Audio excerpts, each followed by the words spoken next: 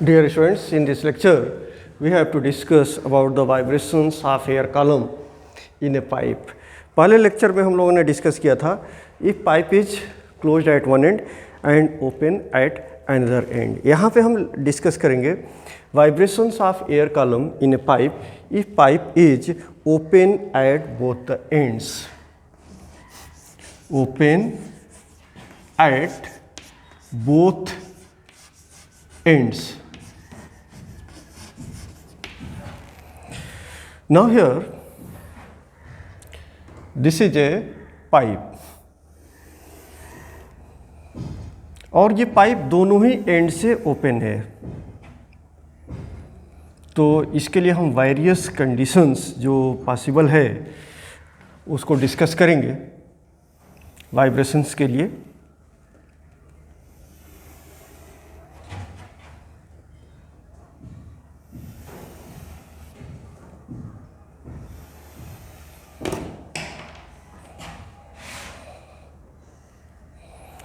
तो इन this situation पहले हमने कहा था कि पाइप अगर एक एंड से ओपन है दूसरे एंड से क्लोज है तो उसमें बाउंड्री कंडीशन क्या होगी। बाउंड्री कंडीशन उसमें ये थी कि at the closed end there is a node because less freedom for vibration of the particle of the air if medium is air, और ओपन एंड पे एंटीनोड का फॉर्मेशन होगा because there is more freedom for vibrations of the particle of the medium. यहाँ पे दोनों ही and open है, इसलिए open end पे क्या बनेगा, एंटीनोड बनेगा। तो boundary condition is there is a antinode at the open end and this is a open end, तो here will be antinode and here will be antinode.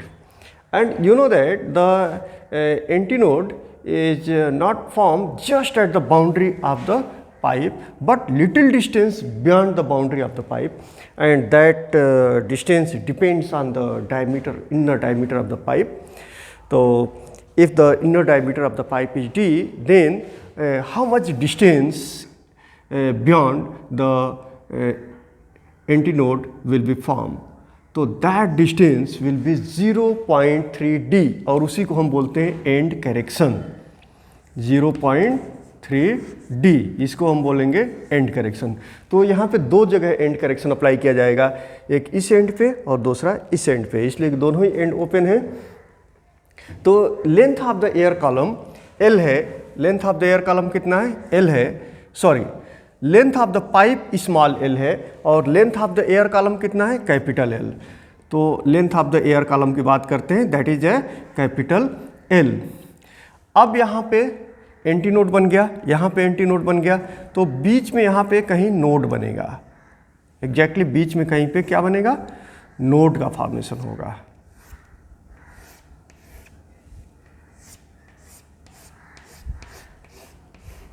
इस तरह से स्टेशनरी वेव का फॉर्मेशन होगा। यहाँ पे क्या हो सकता है, सेकंड पॉसिबिलिटी ये हो सकती है कि यहाँ पे नोड बन जाएगा, यहाँ पे नोड बन जाएगा और यहाँ पे एंटी नोड बन जाएगा। तो this is a possibility here.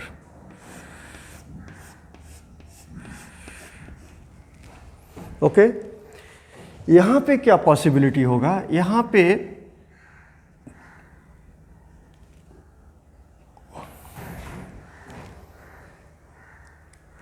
एक लूप बना, यहाँ पे दो लूप्स बन सकते हैं।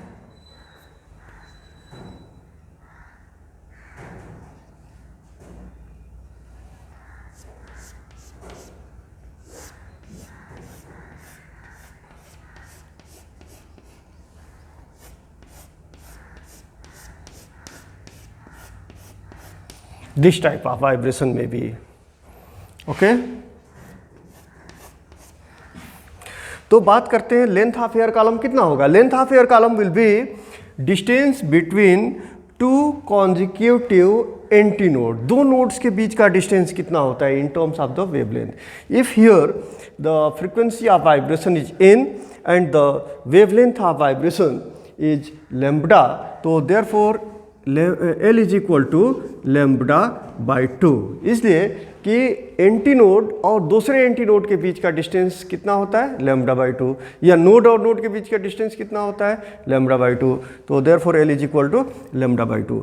But in this situation length of air column will be, देखो यहाँ पे 1 लूप बना और हाफ लूप, टोटल कितने लूप्स बने, 2 लूप्स, और एक लूप की लंबाई कितनी होती है, लेम्बडा बाई 2, तो 2 लूप्स की लंबाई लेम्बडा. लेकिन यहाँ पे फ्रीक्वेंसी ऑफ वाइब्रेशन चेंज हो जाएगा, इसलिए कि ये next higher mode of vibration है. तो मोड ऑफ वाइब्रेशन जैसे चेंज होगा, फ्रीक्वेंसी चेंज होगी और वेवलेंथ भी चेंज होगा. तो यहाँ पे हमने वेवलेंथ लिया था लेम्बडा, यहाँ पे वेवलेंथ लेंगे लेम्बडा 1. अब आते हैं उससे हायर मोड ऑफ वाइब्रेशन जो पॉसिबल है इस पाइप में. तो L इज इक्वल टू, देखो यहाँ 1 लूप बना, 1 लूप, 2 लूप्स, और ये हाफ लूप, कुल कितने लूप्स बने, 3 लूप्स बने, और एक लूप की लंबाई कितनी होती है, लेम्बडा बाई 2. यहाँ भी हायर मोड ऑफ वाइब्रेशन हो गया, इसलिए फ्रीक्वेंसी भी चेंज होगी और वेवलेंथ भी चेंज होगा. तो यहाँ वेवलेंथ हमने लेम्बडा 1 लिया था, तो यहाँ पे वेवलेंथ लेंगे लेम्बडा 2. तो this will B 3 lambda 2 by 2.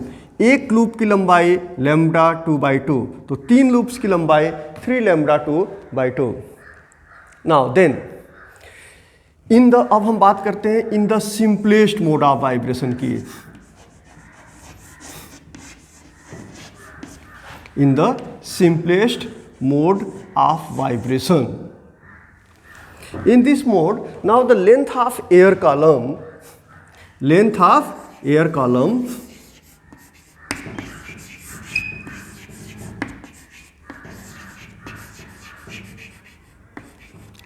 Air column कितना है, L है, and length of air column is equal to lambda by 2. This is equal to lambda by 2. तो therefore you can write L is equal to lambda by 2.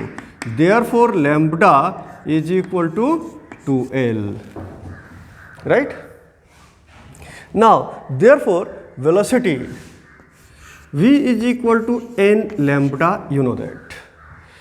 Frequency of vibration here is n and lambda is the wavelength, और v क्या है, velocity of the sound है जो air column के अंदर है, वहाँ पे मीडियम क्या है, एयर है. तो therefore n is equal to v upon lambda, और lambda की वैल्यू कितनी है, 2L. तो this is equal to v upon 2L. तो this is equal to, that is frequency of vibration in this mode is equal to v upon 2L. इसी को हम बोलते हैं, this is known as fundamental frequency of vibration, because this is the lowest possible frequency of vibration in this mode of vibration if the pipe is open at both the ends. You can write also in terms of the end correction. यहाँ पे भी हम end correction apply करेंगे, तो end correction में क्या होगा, v upon 2 length of the pipe में एंड करेक्शन को हम ऐड कर लेंगे. लेकिन यहाँ 2 जगह पे एंड करेक्शन अप्लाई होगा, एक इस एंड पे अप्लाई होगा, इस एंड पे अप्लाई होगा. तो एक एंड पे कितना अप्लाई होगा, +E, दूसरे एंड पे +E, तो कितना ऐड करना होगा, 2E. तो therefore L + 2E. Now this is equation number 1. This is called fundamental frequency of vibration, and because integral multiple of this fundamental frequency of vibration is 1, therefore this is called first harmonic. Okay? तो यहाँ पे fundamental frequency मिल गया हमको v upon 2L, and this is equal to v upon 2L plus 2E. अब बात करते हैं next higher mode of vibration की.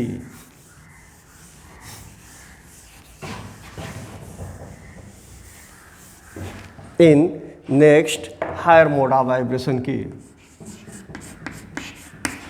Now in this mode of vibration length of air column is L, and this is equal to lambda 1 in terms of the wavelength, because frequency of vibration here will be differ to this frequency and that frequency will be higher to this frequency and that frequency will be N1. इसलिए कि यहाँ पे हमने N ले लिया है, इसलिए हम लेंगे यहाँ पे N1, इसलिए इसका corresponding जो wavelength होगा that will be lambda 1. तो therefore L is equal to lambda 1 and therefore velocity v is equal to n1 lambda 1. तो therefore frequency of vibration n1 is equal to v upon lambda 1.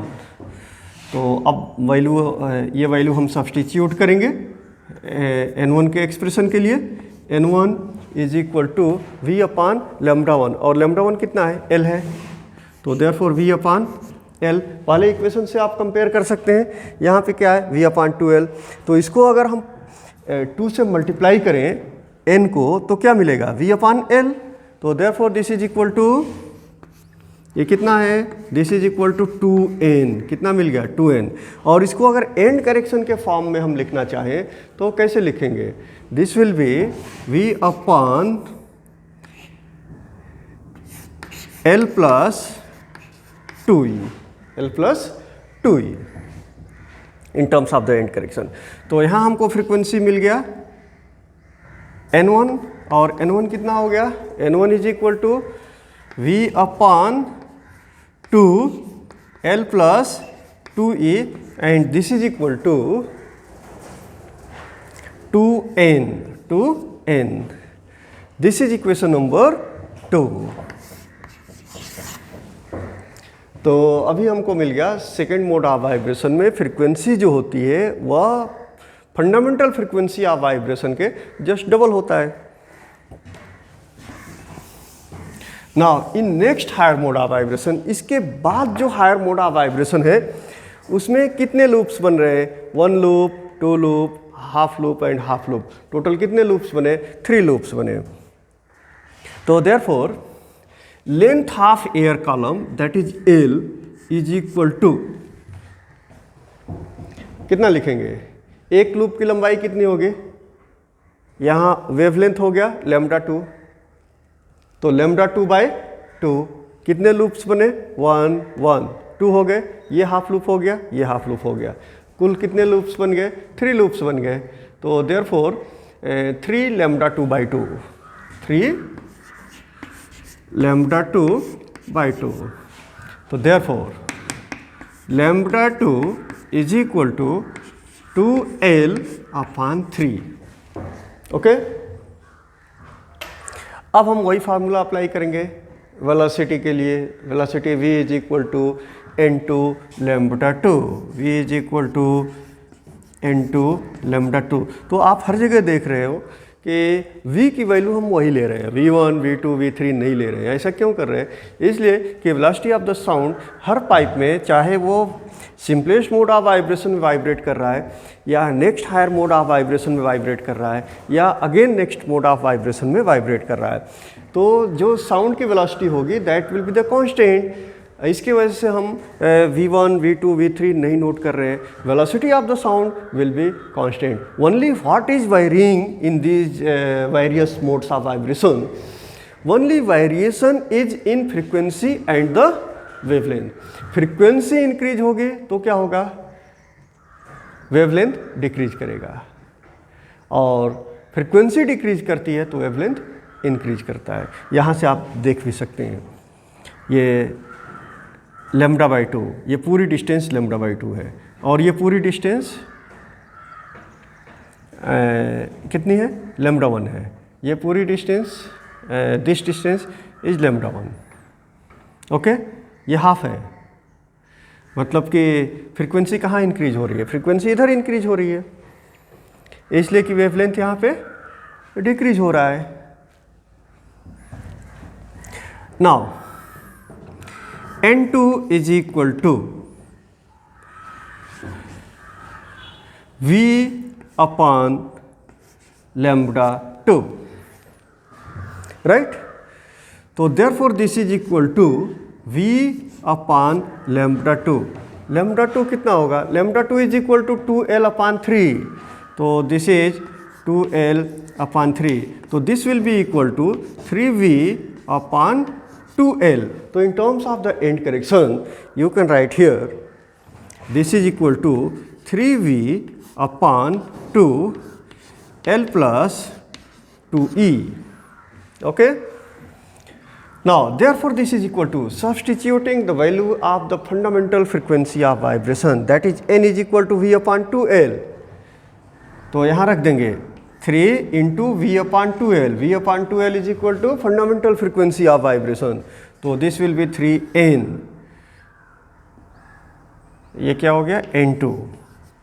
Okay, तो n2 is equal to 3n and this is equal to, इसको हम इस form में लिख सकते हैं 3v upon 2L is equal to 3v upon 2L plus 2E is equal to 3n.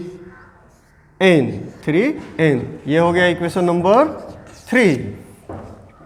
तो यहाँ पे देख रहे हैं कि ये जो next higher mode of vibration है, यहाँ फ्रीक्वेंसी हमको मिल गया, कितना मिला n2, और n2 की वैल्यू कितनी आई, n2 is equal to 3v upon 2L and this is equal to 3v upon 2L plus 2E by using the end correction and this is equal to 3n. तो it is very clear, हमने 3 different modes of vibrations की study किया, एक के बाद एक आने वाला. तो यह जो मोड ऑफ वाइब्रेशन है, यह सिंपलेस्ट मोड ऑफ वाइब्रेशन है. मतलब इस तरह की सिचुएशन में जब हम पाइप के अंदर साउंड को ट्यूनिंग फार्क के जरिए भेज रहे हैं और पाइप दोनों ही एंड से ओपन है और पाइप की लंबाई L है, तो इसमें इससे कम फ्रीक्वेंसी तो पॉसिबल नहीं है, और उस लोएस्ट फ्रीक्वेंसी को हम कहेंगे फंडामेंटल फ्रीक्वेंसी ऑफ वाइब्रेशन. इससे ज़्यादा अगर फ्रीक्वेंसी पॉसिबल है तो इस तरह से हो सकता है, और वह फ्रीक्वेंसी ऑफ वाइब्रेशन होगा जस्ट पहले वाले फ्रीक्वेंसी ऑफ वाइब्रेशन के, मतलब फंडामेंटल फ्रीक्वेंसी ऑफ वाइब्रेशन के जस्ट डबल. और ये जो next higher mode of vibration है, इसमें जो हमने फ्रीक्वेंसी ऑब्टेन किया दैट फ्रीक्वेंसी इज n2, और यह फ्रीक्वेंसी जस्ट ट्रिपल है, तो इस तरह से इंक्रीज होते जा रहा है. तो हम ये कह सकते हैं कि frequency of vibrations obtained here in case if pipe is open at both the ends, then the lowest frequency of vibration is n, then 2n, then 3n, then 4n and so on. And this frequency is called fundamental frequency, that is also known as first harmonic. इसलिए कि fundamental frequency का integral multiple 1 है, इसको हम बोलेंगे fundamental first harmonic, और इसको बोलेंगे सेकेंड हार्मोनिक, इसको third harmonic and then fourth harmonic. But the higher frequency, next higher frequency to that of the fundamental frequency of vibration is called first overtone. So therefore this is called first overtone, and then just coming higher frequency is the second overtone, and this is the third overtone. In this way you can calculate the various overtones in this type of vibration if the pipe is open at both the ends.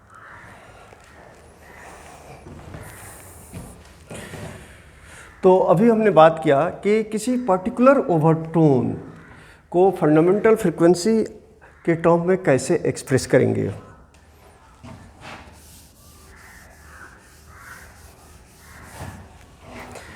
तो यहाँ जो fundamental frequency हमने obtain किया वो n है, और second harmonic 2n मिला, third harmonic 3n, fourth harmonic 4n, fifth harmonic 5n, sixth harmonic 6n, इस तरह से वेरियस हार्मोनिक्स हमको मिलते जाएंगे. इसमें कोई भी हार्मोनिक मिसिंग नहीं है, जबकि in case of pipe closed at one and हमने ये देखा कि वहाँ पे इवन हार्मोनिक्स प्रेजेंट नहीं थे, सिर्फ ऑड हार्मोनिक्स प्रेजेंट थे. यहाँ पे सारे हार्मोनिक्स प्रेजेंट हैं. तो कोई भी सपोज दैट कि ये फर्स्ट ओवरटोन है, तो फर्स्ट ओवरटोन में जो हमको फ्रीक्वेंसी मिला दैट इज इक्वल टू, अगर हम लिखते हैं p प्लस 1 इंटू n, जहाँ पे n fundamental frequency of vibration है और p क्या इंडिकेट करता है, कौन से हार्मोनिक की फ्रीक्वेंसी हम फाइंड करना चाहते हैं.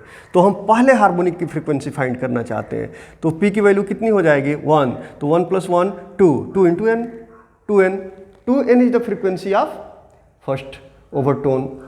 अब हम सेकेंड ओवरटोन की फ्रीक्वेंसी फाइंड करना चाहते हैं, तो P की जगह पे क्या लिखेंगे, 2 प्लस 1, ओके, 3 और n, तो ये 3n मिल गया। अगर हम कहें कि थर्ड ओवरटोन की फ्रीक्वेंसी कितनी होगी, तो थर्ड ओवरटोन के लिए P की जगह पे क्या लिखेंगे, 3 प्लस 1 इंटू n, तो ये 4n मिल गया। तो इस तरह से किसी भी ओवरटोन की फ्रीक्वेंसी को हम फंडामेंटल फ्रीक्वेंसी ऑफ वाइब्रेशन के टर्म में लिख सकते हैं। तो उसके लिए हमारे पास जो जनरल फार्मूला होगा, that general formula may be written as the frequency of pth overtone, frequency of pth overtone, the frequency of pth overtone is equal to P plus 1 into n, right. यहाँ पे P क्या है, P is the number of overtone, P is the number of overtone. पहले overtone की value find करनी है तो P की वैल्यू 1 लेंगे, दूसरे की फाइंड करनी है तो P की वैल्यू 2 लेंगे। इस तरह से जिस भी ओवरटोन की हमें फ्रीक्वेंसी फाइंड करनी है उसको हम फाइंड कर सकते हैं। नेक्स्ट पॉइंट है, it may be noted that, इससे कुछ हमने कंक्लूजन लिया, कुछ हमने फाइंड आउट किया इस डिस्कशन के बाद, और वह पॉइंट्स क्या है। पहला पॉइंट तो ये है कि sound produced by the open pipe contains all harmonics. जब पाइप दोनों ही एंड से ओपन होगा तो सभी के सभी हार्मोनिक्स उसमें प्रेजेंट रहेंगे, and its quality is richer than that produced by the pipe closed at one end. इसमें क्वालिटी, जब पाइप एक एंड से क्लोज थी उसमें जो हमने फ्रीक्वेंसी ऑब्टेन किया, उससे यहाँ की जो फ्रीक्वेंसी है वो क्या होगी, रिचर होगी, क्वालिटी उसकी रिच होगी। नाउ सेकेंड पॉइंट ये है, the fundamental frequency of vibration in case if the pipe is closed at one and and in case if the pipe is open at both the ends. तो पहले वाले situation में हमने किया था, pipe एक एंड पे क्लोज था, फंडामेंटल फ्रीक्वेंसी हमने कितना डिराइव किया था, फंडामेंटल फ्रीक्वेंसी डिराइव किया था n is equal to V/4L, V/4L। और जब पाइप दोनों ही एंड से ओपन रहेगा और दोनों ही पाइप की लंबाई सेम है, इसमें भी length of the air column L है और इसमें भी length of the air column L है, तो यहाँ जो फंडामेंटल फ्रीक्वेंसी हमने ऑब्टेन किया दैट इज V/2L। तो what conclusion you can draw from these two results, you can obtain here. जब देखो डिनोमिनेटर इंक्रीज होता है तो उस क्वांटिटी की वैल्यू डिक्रीज होती है।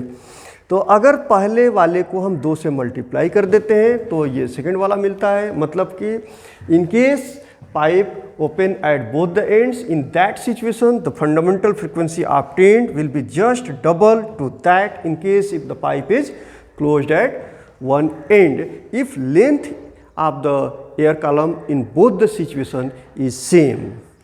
ओके, तो अगर पाइप दोनों एंड से ओपन है तो उस वक्त जो हमको फंडामेंटल फ्रीक्वेंसी ऑफ वाइब्रेशन मिलेगा वह पाइप अगर एक एंड से क्लोज है तो उसके फंडामेंटल फ्रीक्वेंसी के जस्ट डबल मिलेगा अगर दोनों ही सिचुएशन में length of air column same है। तो these are the various discussions in case the pipe open at both the ends. The next content of this topic will be in the next lecture. Thank you.